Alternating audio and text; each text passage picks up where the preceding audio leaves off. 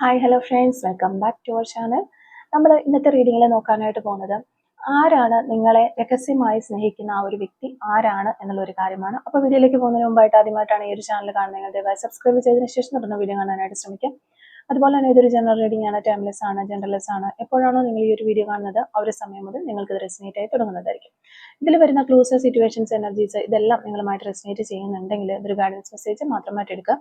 ഇനി റെസിനേറ്റ് ചെയ്യുന്നില്ല എങ്കിൽ വിട്ടേക്കുക. ഫോഴ്സ്ഫുള്ളി ആരും റെസിനേറ്റ് ചെയ്യാനായിട്ട് നിൽക്കരുത്. പോസിറ്റീവായിട്ട് തിങ്ക് ചെയ്യുക, നല്ലൊരു റീഡിങ് കിട്ടാനായിട്ട് പ്രാർത്ഥിക്കുക. അപ്പോൾ നമ്മളിവിടെ നോക്കുന്നത് നിങ്ങളെ രഹസ്യമായിട്ട് സ്നേഹിക്കുന്ന ആ ഒരു വ്യക്തി ആരാണ് എന്നുള്ളൊരു കാര്യമാണ്. നിങ്ങളെ ആരെങ്കിലും രഹസ്യമായിട്ട് സ്നേഹിക്കുന്നുണ്ടോ? അങ്ങനെ നിങ്ങളെ ആരെങ്കിലും രഹസ്യമായിട്ട് സ്നേഹിക്കുന്നുണ്ടെങ്കിൽ ആ ഒരു വ്യക്തി ആരാണ് എന്ന് നമുക്ക് ഈ ഒരു സമയത്ത് യൂണിവേഴ്സ് നമുക്ക് പറഞ്ഞു തരും. നിങ്ങളെ രഹസ്യമായിട്ട് സ്നേഹിക്കുന്ന ആ ഒരു വ്യക്തി ആരാണ് എന്നുള്ളൊരു കാര്യമാണ് നമ്മളിവിടെ നോക്കുന്നത്. Okay,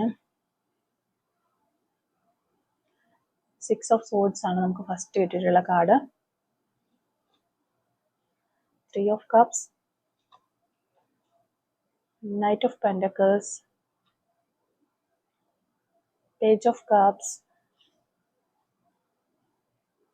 2 of Pentacles, 4 of Cups, 4 of Pentacles. Okay, 6 of Pentacles,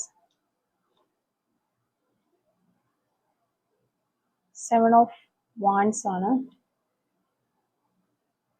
Page of Wands, The Magician, 5 of Cups. Okay, master card നമുക്ക് വന്നിട്ടുള്ളത് 4 ഓഫ് സോൾസ് ആണ് നമുക്കിവിടെ മാസ്റ്റർ കാർഡായിട്ട് കിട്ടിയിട്ടുള്ളത്. അപ്പോൾ ഈ ഒരു റീഡിങ്ങിൽ നമ്മൾ നോക്കുന്നത് ഈ ഒരു സമയത്ത് ആരാണ് നിങ്ങളെ രഹസ്യമായിട്ട് സ്നേഹിക്കുന്നത് എന്നുള്ളതാണ്. അതായത് നിങ്ങളെ മനസ്സിൽ സൂക്ഷിച്ച് രഹസ്യമായിട്ട് സ്നേഹിക്കുന്ന ഒരാളുടെ എനർജീസ് ആണ് നമ്മളിവിടെ നോക്കാനായിട്ട് പോകുന്നത്. അപ്പോൾ ഈ ഒരു സ്പ്രെഡിൽ തന്നെ നമ്മൾ 6 of swords, 5 of cups, 4 of swords ഇങ്ങനെ 3 കാർഡുകൾ കിട്ടിയിട്ടുണ്ട്. അപ്പോൾ ഈ ഒരു 3 കാർഡുകൾ കാണിക്കുന്നത് ഈ ഒരു വ്യക്തി നിങ്ങളുടെ ഒരു പഴയ ജീവിത കാലഘട്ടത്തിലൊക്കെ പാസ്റ്റ് ലൈഫിൽ നിങ്ങളോടൊപ്പം ഉണ്ടായിരുന്ന ഒരു വ്യക്തിയാണ്. ആ ഒരു പാസ്റ്റിൽ നിന്ന് വന്നിട്ടുള്ള ഒരാളാകാനാണ് ചാൻസ് കൂടുതൽ എന്നുള്ളതാണ്. നിങ്ങൾ തമ്മിൽ ഒരു ഇമോഷണൽ ഡിസ്റ്റൻസ് വന്നിട്ടുണ്ടാകാം എന്നുള്ളതാണ്. ഒരിക്കൽ സംസാരം ഉണ്ടായിരുന്ന അല്ലെങ്കിൽ റിലേഷൻഷിപ്പിൽ ഉണ്ടായിരുന്ന വ്യക്തികളാകാം. പിന്നെ ആ ഒരു വ്യക്തിയും നിങ്ങളുമായിട്ട് ഒരു ഡിസ്റ്റൻസ് വന്നു, പിന്നെ ഒരു സൈലന്റ് ആയിട്ട് പോയി എന്നുള്ളതാണ്. ഇപ്പോൾ ആ ഒരു വ്യക്തിയെ നോക്കുകയാണെങ്കിൽ ആ ഒരു പേഴ്സന്റെ ഒരു ബിഹേവിയർ എന്ന് പറഞ്ഞാൽ സൈലന്റ് ആയ ഒരു വ്യക്തിയാണ്, വളരെ സൈലന്റ് ആയിട്ട് പോകുന്ന ഒരു വ്യക്തിയാണ് എന്നാണ് മനസ്സിലാകുന്നത്. അല്ലെങ്കിൽ ഈ ഒരു സമയത്ത് അവർ വളരെ സൈലന്റ് ആയിട്ട് പോകുന്നു എന്നുള്ളതാണ്. അവർക്ക് ഇന്നും ഈ ഒരു സമയത്തും ഒരു കുറ്റബോധം ഉള്ളതായിട്ട്, ആ ഒരു കുറ്റബോധത്തിന്റെ ഒരു റിഗ്രറ്റിന്റെ ഒരു എനർജി ഇവിടെ നമുക്ക് കാണാൻ പറ്റുന്നുണ്ട്. ഞാനിപ്പോ അന്ന് ആ ഒരു കാര്യം ചെയ്തില്ലായിരുന്നെങ്കിൽ, അന്ന് എനിക്ക് അത് പറയുമായിരുന്നെങ്കിൽ, അല്ലെങ്കിൽ ഞാനത് പറഞ്ഞില്ലായിരുന്നെങ്കിൽ എന്നിങ്ങനെയുള്ള, അതായത് ഇപ്പോൾ നിങ്ങൾ റിലേഷൻഷിപ്പിൽ വന്നിട്ട് സെപ്പറേഷനിൽ പോയവരാകാം. ചിലപ്പോൾ നിങ്ങളുടെ അടുത്ത് പ്രപ്പോസ് ചെയ്യാനുള്ള ഒരു ടൈം എത്തിയ ഒരു ഡിസിഷൻ എടുത്ത് പറയേണ്ട ഒരു സമയത്ത് അവർക്കത് പറയാതെ പോയതുകൊണ്ടാകാം. അങ്ങനെ എങ്ങനെയാണെങ്കിലും ആ ഒരു സെപ്പറേഷനിൽ പോയത്, അപ്പൊ ആ ഒരു കാര്യം ഞാൻ ചെയ്തായിരുന്നെങ്കിൽ അല്ലെങ്കിൽ ചെയ്തില്ലായിരുന്നെങ്കിൽ ഇങ്ങനെയൊക്കെ ചിന്തിച്ചുകൊണ്ട് വിഷമിക്കുന്ന ഒരു വ്യക്തിയെ നമുക്കിവിടെ കാണാൻ പറ്റുന്നുണ്ട്. വളരെയധികം വിഷമിക്കുന്ന ഒരു വ്യക്തിയാണ്. അപ്പോൾ ഇതൊരു നിങ്ങളുടെ ഒരു എക്സ് ആയിരിക്കാം, അല്ലെങ്കിൽ ഒരിക്കൽ ഒരു ഫ്രണ്ട് സർക്കിൾ ഉണ്ടായിരുന്ന ഒരു പേഴ്സണും ആകാനുള്ള ചാൻസ് ഉണ്ട്.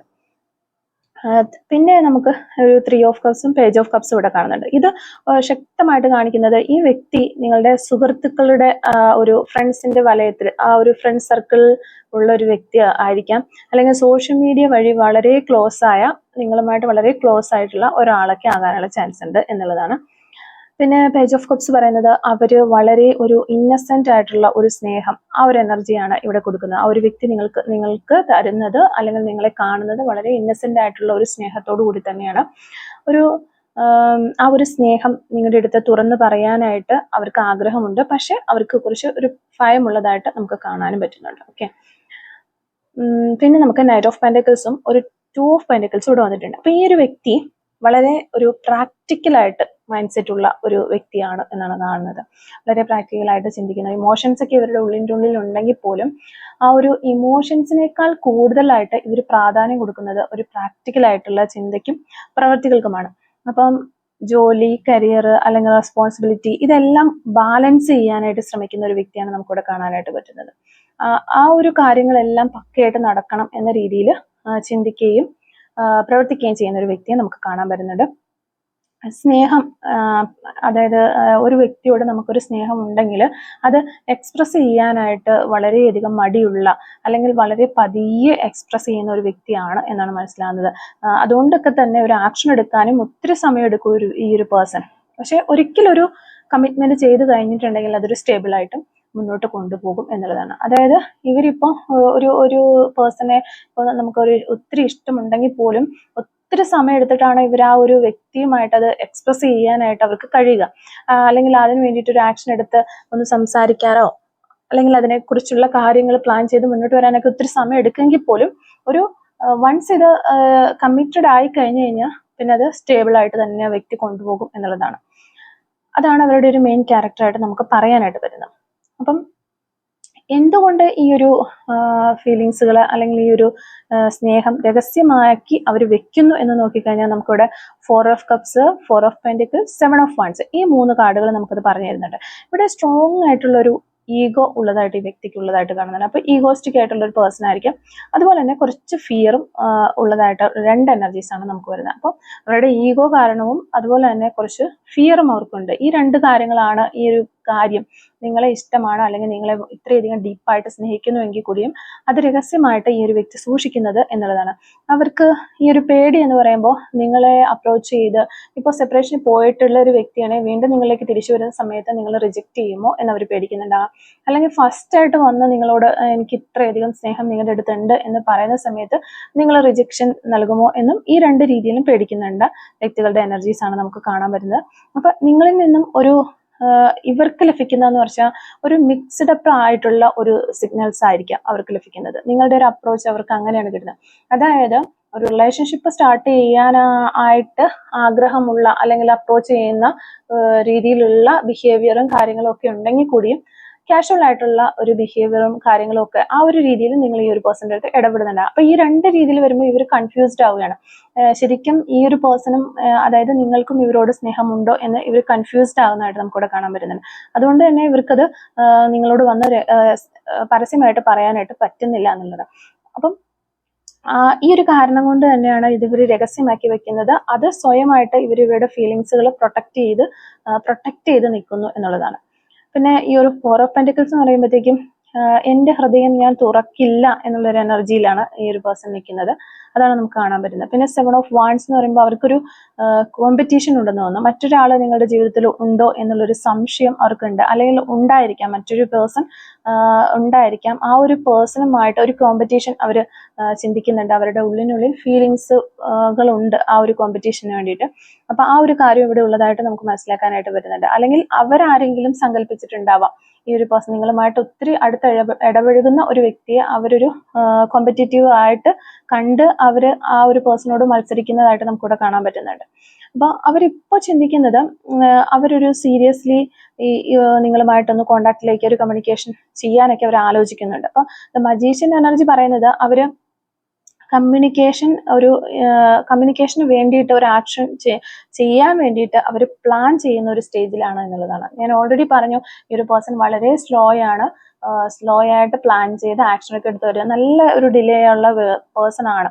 അതുകൊണ്ട് തന്നെ നിങ്ങളിലേക്ക് വരാനായിട്ട് നിങ്ങൾക്കൊരു കമ്മ്യൂണിക്കേഷൻ ചെയ്യാനായിട്ട് വരെ അവർ പ്ലാൻ ചെയ്തുകൊണ്ടിരിക്കുന്ന ഒരു സ്റ്റേജിലാണ്. അപ്പോൾ ആ ഒരു പ്ലാനിങ് കാര്യങ്ങളെല്ലാം കഴിഞ്ഞതിന് ശേഷം സഡൻ ഒരു മെസ്സേജോ ഒരു അൺഎക്സ്പെക്റ്റഡ് കോളോ അല്ലെങ്കിൽ ഒരു സോഷ്യൽ മീഡിയ റിയാക്ഷൻസ് ഒക്കെ വരാനുള്ളൊരു ചാൻസ് നമുക്കിവിടെ കാണാൻ പറ്റുന്നുണ്ട്. പിന്നെ അവർ നിങ്ങളെ കാണുന്നത് നിങ്ങൾ വളരെ കെയറിങ് ആയിട്ടുള്ള ഒരു പേഴ്സൺ ആയിട്ടാണ്.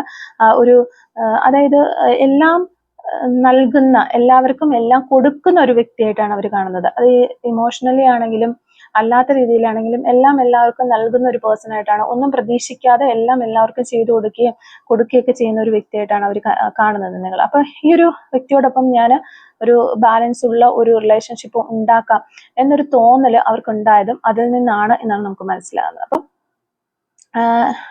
നിങ്ങൾക്കൊപ്പം ഇരുന്ന സമയത്ത് അല്ലെങ്കിൽ നിങ്ങളോടൊപ്പം ഉള്ള സമയത്തൊക്കെ അവർക്കൊരു സമാധാനം ഉണ്ടായിരുന്നു. ഇപ്പോ ആ ഒരു സമാധാനം അവർക്ക് കിട്ടുന്നില്ല. അതുകൊണ്ട് തന്നെ നിങ്ങളെ അവർ മിസ് ചെയ്യുന്നു എന്നുള്ളതാണ്. ഇനി ഞാനിപ്പോ പറഞ്ഞില്ലെങ്കിലും എൻ്റെ മനസ്സിൽ എപ്പോഴും നീ ഉണ്ട് എന്നുള്ള ഒരു ചിന്തയിലാണ് ആ ഒരു വ്യക്തി പോകുന്നത്. എനിക്കിപ്പോൾ ഇത് പറയാനായിട്ട് പറ്റില്ലെങ്കിൽ പോലും എനിക്ക് വളരെയധികം സ്നേഹം നിന്നോടുണ്ട്, എൻ്റെ മനസ്സിൽ നീ മാത്രമാണുള്ളത് എന്നൊക്കെ ഇവര് ഇങ്ങനെ ചിന്തിക്കുന്ന അല്ലെങ്കിൽ അവരുടെ ഫീലിങ്സുകൾ നോക്കുമ്പോൾ നമുക്ക് കാണാനായിട്ട് പറ്റുന്നുണ്ട്. എങ്കിൽ പോലും നിന്നെ എനിക്ക് നഷ്ടപ്പെട്ടു പോകുമോ എന്ന്, അല്ലെങ്കിൽ നീ എന്നെ വിട്ടിട്ട് കുറച്ചും കൂടെ മുന്നോട്ടേക്ക് ഫോർവേഡ് പോകുമോ എന്ന് വരെ ഞാൻ സംശയിക്കുന്നു എന്ന് വരെ ഈ ഒരു പേഴ്സൺ അങ്ങനെയൊക്കെ ചിന്തിക്കുന്ന ഫീലിങ്സുകൾ ഇവിടെ നമുക്ക് കാണാനായിട്ട് സാധിക്കുന്നുണ്ട്. അപ്പോൾ അവർ കോണ്ടാക്ട് ചെയ്യാനുള്ള ഒരു സാധ്യത നോക്കുകയാണെങ്കിൽ അടുത്തൊരു 1 to 3 months ഒരു ചെറിയ രീതിയിലുള്ള ഒരു കമ്മ്യൂണിക്കേഷൻ സയൻസ് നമ്മളിവിടെ കാണുന്നുണ്ട്. അപ്പോൾ അതൊരു റിയാക്ഷൻ ആയിട്ടോ റിപ്ലൈ ആയിട്ടോ അല്ലെങ്കിൽ ഒരു ഇൻഡയറക്റ്റ് മെസ്സേജ് പോലെ സംതിങ് ആ ഒരു രീതിയിൽ ഒരു കോണ്ടാക്ട് നിങ്ങളിലേക്ക് വരാനുള്ള ഒരു ചാൻസ് നമുക്കിവിടെ പറയാനായിട്ട് സാധിക്കുന്നുണ്ട്. അപ്പോൾ നമ്മളിവിടെ നോക്കുമ്പോൾ നിങ്ങളെ രഹസ്യമായി സ്നേഹിക്കുന്ന ആ ഒരു വ്യക്തി എന്ന് പറയുമ്പോൾ നിങ്ങളുടെ പാസ്റ്റിൽ നിന്ന് വന്ന ഒരാളായിരിക്കുമെന്ന് നമുക്ക് വ്യക്തമായിട്ട് പറയാനായിട്ട് പറ്റുന്നുണ്ട്. ഒരിക്കലും ഒരു ക്ലോസ് ആയി പോയ ഒരു അല്ലെങ്കിൽ ഡിസ്റ്റൻസിലേക്ക് പോയി നിങ്ങളുടെ റിലേഷൻഷിപ്പ് ആ ഒരു റിലേഷൻഷിപ്പ് ആണെന്ന് എന്ന രീതിയിലാണ് നമുക്കിവിടെ കാണാൻ പറ്റുന്നത്. പിന്നെ ഒരു നിങ്ങളുമായിട്ട് നല്ല രീതിയിൽ സംസാരിച്ചുകൊണ്ടിരുന്ന ഒരു പേഴ്സൺ ആയിരുന്നു, അവർ പെട്ടെന്ന് തന്നെ ഒരു സഡൻ സൈലന്റിലേക്ക് പോയി എന്നുള്ളതാണ്. അപ്പോൾ ഇന്നും നിങ്ങളെ കണ്ടു കഴിഞ്ഞാൽ അവർക്കൊരു ഇമോഷണൽ ആയിട്ട് വളരെയധികം ഒരു ഫീലിങ്സ് ആണ് ഉണ്ടാകുന്നത്. അവരുടെ കണ്ണുകളിലേക്ക് നമ്മൾ നോക്കിക്കഴിഞ്ഞാൽ അവർക്കൊരു റിഗ്രറ്റ് എപ്പോഴും ഫീൽ ചെയ്യുന്ന ഒരു എനർജി നമുക്ക് കാണാനായിട്ട് പറ്റുന്നുണ്ട്. അപ്പോൾ നിങ്ങളെ അവോയ്ഡ് ചെയ്യുന്നത് പോലെ ആണ് ആ ഒരു പേഴ്സൺ പെരുമാറുന്നതെങ്കിലും പക്ഷേ കംപ്ലീറ്റ്ലി അവർ ഇഗ്നോർ ചെയ്യുന്നില്ല. ആ ഒരു രീതിയിലായിരിക്കും അവരുടെ ഒരു ബിഹേവിയർ. അതുപോലെ തന്നെ ആ ഒരു പേഴ്സൺ എന്ന് പറയുന്നത് നിങ്ങളുടെ ഒരു മ്യൂച്വൽ ഫ്രണ്ട് ലിസ്റ്റിലുള്ള ഒരു പേഴ്സൺ ആകാനുള്ള ചാൻസ് ഉണ്ട്. അതുപോലെ ഇൻസ്റ്റാഗ്രാം, വാട്സപ്പ് സ്റ്റാറ്റസ് ഒക്കെ റെഗുലർലി നിങ്ങളെ കാണുന്ന, സ്ഥിരമായിട്ട് നിങ്ങളെ കാണുന്ന ഒരാളായിരിക്കാം. ഈ കാര്യങ്ങളൊക്കെ ചെക്ക് ചെയ്യുന്ന ഒരു പേഴ്സൺ ആകാനുള്ള ചാൻസ് ഉണ്ട്. അതുപോലെ തന്നെ റാൻഡം ആയിട്ട് ഒരു സ്റ്റോറിയൊക്കെ റിയാക്ട് ചെയ്യുന്ന ആളുകളിൽ അങ്ങനെ ചെയ്യുന്ന ആളുകളാകാൻ ചാൻസ് ഉണ്ട്. അപ്പോൾ അതുപോലെ തന്നെ നേരിൽ കണ്ടു കഴിഞ്ഞാൽ അവർക്ക് സംസാരിക്കാനായിട്ട് വളരെയധികം ഒരു ഷൈ ടൈപ്പ് ആളാണ്. പക്ഷെ ഒരു ഓൺലൈനിലൊക്കെ വളരെ ബോൾഡായിട്ട് സംസാരിക്കുന്ന ഒരു പേഴ്സൺ ആകാനുള്ള ചാൻസ് നമുക്കിവിടെ കാണാൻ പറ്റുന്നുണ്ട്. പബ്ലിക്കായിട്ട് ഒരു ഫ്രണ്ട്ലി ആയിട്ട് എന്ന രീതിയിൽ സംസാരിക്കും ഈ പേഴ്സൺ. പക്ഷെ പ്രൈവറ്റ് ആയിട്ട് സംസാരിക്കുന്ന സമയത്ത് വളരെ ഇമോഷണൽ ആയിട്ട് മാറുന്ന ഒരു പേഴ്സൺ ആണ് എന്നുള്ളതാണ് നമുക്ക് മനസ്സിലാകുന്നത്. പിന്നെ ജോലി അതുപോലെ പഠനം ഒക്കെ കാര്യങ്ങളൊക്കെ വളരെ സീരിയസ് ആയിട്ട് എടുക്കുന്ന ഒരു വ്യക്തിയാണ്. അധികം മറ്റു കാര്യങ്ങളിലോ മറ്റുള്ള ആളുകളെയൊക്കെ ഒരു പറ്റിക്കുന്ന അല്ലെങ്കിൽ ഒരു ഫ്ലർട്ട് ചെയ്ത് പോകുന്ന ഒരു പേഴ്സൺ അല്ല. ഒരു ഉച്ചത്തിൽ സംസാരിക്കുന്ന ഒരു വ്യക്തിയാണ്. വളരെ ഒരു മോഡറേറ്റ് ആയ രീതിയിൽ, സ്ലോ ആയ രീതിയിൽ സംസാരിക്കുന്ന ഒരു വ്യക്തിയാണ്. പിന്നെ ഒരു മെച്ചുവർ വൈബ് നൽകുന്ന ഒരു പേഴ്സൺ ആണെന്ന് നമുക്ക് പറയാൻ പറ്റും. പിന്നെ കളർ നോക്കുകയാണെങ്കിൽ ഡാർക്ക് ആൻഡ് ന്യൂട്രൽ കളർ എന്നാണ് നമുക്ക് മനസ്സിലാക്കാൻ പറ്റുന്നത്. ഒരു ഡ്രസ് സ്റ്റൈൽ ആണെങ്കിലും അവർ ആ ഒരു ഡാർക്ക് ആയിട്ടുള്ള കളറുകളാണ് ഡ്രസ്സിന് കൂടുതൽ സെലക്ട് ചെയ്യുക.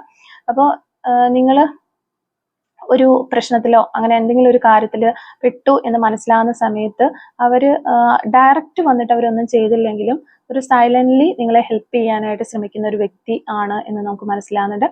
അപ്പൊ നിങ്ങൾ മറ്റാരോടെങ്കിലും സംസാരിക്കുമ്പോൾ ആ ഒരു പേഴ്സൺ പെട്ടെന്ന് തന്നെ സൈലന്റ് ആയി മാറിപ്പോകും. അതാണ് ഇവിടെ നമുക്ക് ആ വ്യക്തിയുടെ ഒരു എനർജിയിൽ കിട്ടുന്നത്. ഒരു സാധാരണ രീതിയിൽ നമ്മളിപ്പോൾ നമുക്ക് ഒരു ആളോട് സ്നേഹമുണ്ട് ഉള്ള ടൈമിൽ നമ്മളിപ്പോൾ ആരെങ്കിലും സംസാരിക്കുന്ന സമയത്ത് നമ്മൾ അവരുടെ കൂടെ ആകാനും അവരെ ആ ഒരു പേഴ്സണിൽ നിന്ന് മാറ്റാനും ഒക്കെ ശ്രമിക്കുന്ന വ്യക്തികളുണ്ട്.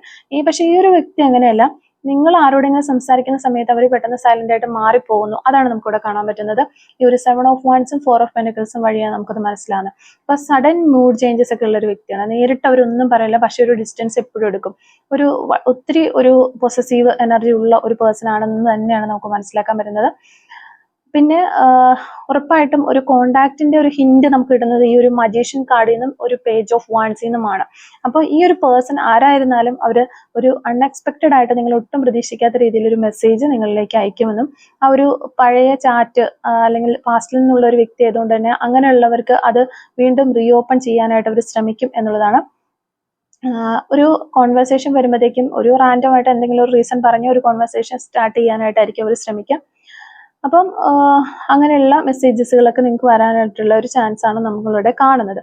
അപ്പൊ ഇത്രയും കാര്യങ്ങളാണ് നിങ്ങളുടെ പേഴ്സൺ നിങ്ങളെ രഹസ്യമായിട്ട് സ്നേഹിക്കുന്ന ഒരു വ്യക്തിയുടെ ഒരു നമ്മൾ പറയുകയാണെങ്കിൽ അവരുടെ ഒരു ക്യാരക്ടറോ ബിഹേവിയറോ അല്ലെങ്കിൽ നിങ്ങൾക്ക് അവരെ തിരിച്ചറിയാൻ കഴിയുന്ന ചില സൈൻസ് ഒക്കെയാണ് നമ്മളിപ്പോൾ ഈ ഒരു റീഡിങ്ങിൽ കണ്ടെത്തിയിട്ടുള്ളത്. അതിൽ നിന്ന് നിങ്ങൾ ഈ ഒരു റീഡിങ് വായിക്കുമ്പോൾ നിങ്ങളുടെ മനസ്സിൽ ഒരു സ്പെസിഫിക് ആയിട്ടുള്ള ഒരു വ്യക്തിയുടെ പേര് വന്നിട്ടുണ്ടെങ്കിൽ ആ ഒരു പേര് വന്നു കഴിഞ്ഞാൽ ഒരു 70% ചാൻസ് ആ ഒരു പേഴ്സൺ തന്നെ ആകാനാണ് എന്നുള്ളൊരു കാര്യം മനസ്സിലാക്കുക. അപ്പോൾ ഇത്രയും കാര്യങ്ങളാണ് ഈ ഒരു റീഡിങ്ങിൽ നിന്ന് നമുക്ക് മനസ്സിലാക്കാനായിട്ട് സാധിച്ചിട്ടുള്ളത്.